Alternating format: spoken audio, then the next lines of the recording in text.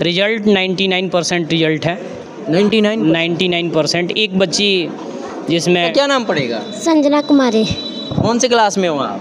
10। कितना नंबर आया था बेटा? 328। 328 नंबर आया था। आप तो टारगेट आपका क्या था? 400 प्लस। अब कहीं कमी हो गया कि नहीं आया? क्या कमी रह गई? मम्मी रोटी बेलने के लिए देती थी आपको? नहीं, घर पर तो मम्मी काम करने भी नहीं देती। क्या बनना चाहती हैं आप? हम BSF। BSF में आप जाना चाहती हैं? देखिए ये बच्ची देश की सेवा करने के लिए BSF में जाएगी। तो 5 स्टार होटल वाले जो इंस्टीट्यूशन है उसके बच्चे नहीं उतना बेहतर कर पाते हैं जितना कि एकदम बिना प्लास्टर, पंखा, खिड़की नहीं, इसके बच्चे में लड़ने का जो जज्बा होता है, इसको कोरोना नहीं दबाएगा। कोरोना उसी को दबाया जो 24 आवर्स AC में रहा हो।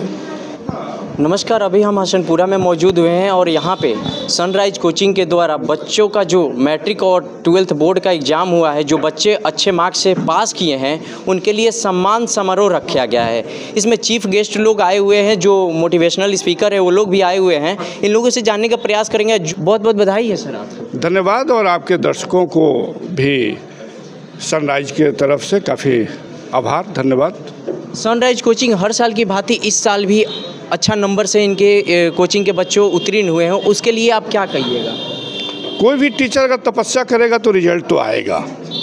तपस्या में कमी होगी, बच्चों में कमी नहीं रहती है। बच्चे तो उछलिल होते हैं, बिल्कुल इन्फीरियरिटी कम्प्लेक्स तो होना ही नहीं चाहिए बच्चों में। सफल असफल का पैमाना केवल मार्क्स नहीं होता है। एक 12th फेल एक किताब है, बड़ी अच्छी किताब है, ऑनलाइन भी उसको मंगा कर पढ़ा जा सकता है कि 12th फेल एक नौजवान ने IPS कम्पीट किया है। इंटर में फेल कर गया तब भी IAS और IPS कम्पीट किया जा सकता है। तो ये गॉड नोज, ईश्वर जानता है कि आपको किस दिशा में लेकर जाना चाहता है। और मैं हमेशा कहता हूँ कि अगर असफलता नहीं रहता तो सफलता का क्या मतलब है। ठीक उसी तरीके से अगर लड़की ना हो तो फिर लड़का का क्या मतलब है। असफलता बहुत बड़ा लेसन है, बहुत बड़ा विश्वविद्यालय है, यूनिवर्सिटी है, जो हमें ये पाठ पढ़ाता है। और कभी कभी तो ब्रेक लगना ही चाहिए। स्पीड ब्रेकर क्यों होता है सड़क पे? स्पीड ब्रेकर इसीलिए होता है कि आप 120 गति से जाएं तो कभी कभी अपने स्पीड को भी कम करें। इसीलिए ईश्वर बीच बीच में स्पीड ब्रेकर का भी काम करता है, उसको पॉजिटिव वे में लेना चाहिए। इस व्यवस्था को, इस कोचिंग को लेकर के क्या कहिएगा? बहुत अच्छा। 5 स्टार होटल टाइप के जो इंस्टीट्यूशन बन रहे हैं, आप जब मूल्यांकन करिएगा, आप जब एनालिसिस करिएगा, इस हम लोगों को क्या कोरोना होगा? 40 डिग्री के टेम्परेचर में रहते हैं तो 40 डिग्री टेम्परेचर में ब्रेन भी वैसा ही काम करता है। इसलिए ये नहीं होना चाहिए कि रूरल में है, सारे फैसिलिटीज़ नहीं है तो यहाँ के बच्चे अच्छे नहीं कर पाएंगे। आप जब पूरा डाटा देखेंगे, प्रिंस का मतलब होता है राजा, तो राजा का लड़का तो चपरासी नहीं बनेगा ना। राजा का लड़का तो राजा ही होना चाहिए।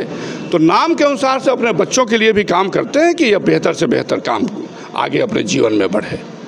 आइए और भी कुछ लोग हैं, उनसे बात करने का प्रयास करेंगे। जो बच्चियां हैं 12th की जो पास हुई है उनसे बात करेंगे। हमारे साथ अभी 12th बोर्ड में जो उत्तीर्ण हुई है बच्चियां, उनसे बात करने का प्रयास क्या नाम पड़ेगा आपका बेटा? रूबी कुमारी। कहाँ से आप आती हैं? तिलकत्थू से। 12th में आपका कितना मार्क्स आया? 328। 328 आया। हाँ। कौन सा सब्जेक्ट था आपका? हमारा साइंस। साइंस में क्या लिया था आपने? बायो। अच्छा, 328 नंबर से आप संतुष्ट हैं क्या? नहीं। क्यों? क्योंकि मेरा टारगेट इतना का नहीं था। टारगेट उतना नहीं था, कहीं ना कहीं कमियां आप में होगी। हाँ। सबसे ज़्यादा नंबर किस में आया था? हिंदी में। कितना आया था? 71 आया था। और बायो में? 66। आगे आप क्या करना चाहती हैं? सर नर्सिंग की पढ़ाई करना चाहती हूँ। नर्सिंग की पढ़ाई करती है, डॉक्टर बनना चाहती है? जी।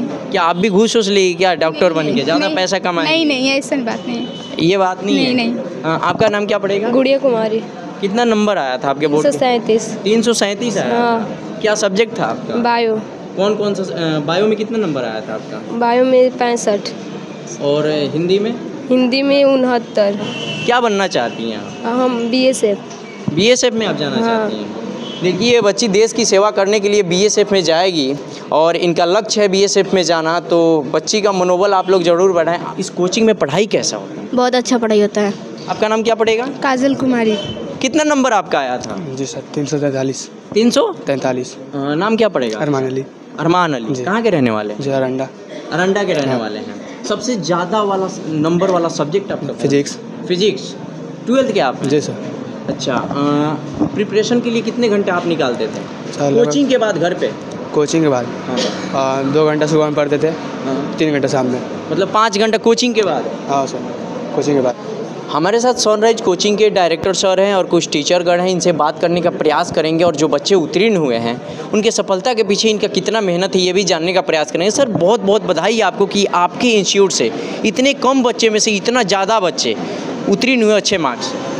सबसे पहले तो प्रिंस जी, मैं आपके चैनल द पब्लिक पॉइंट को अपने इस कोचिंग के प्रांगण में हार्दिक अभिनंदन करता हूँ, स्वागत करता हूँ कि जो आप लोग यहाँ से बहुत दूर से चल कर के आए। ये बच्चे की प्रिपरेशन थी सर, डायरेक्ट मुद्दे पे आते हैं।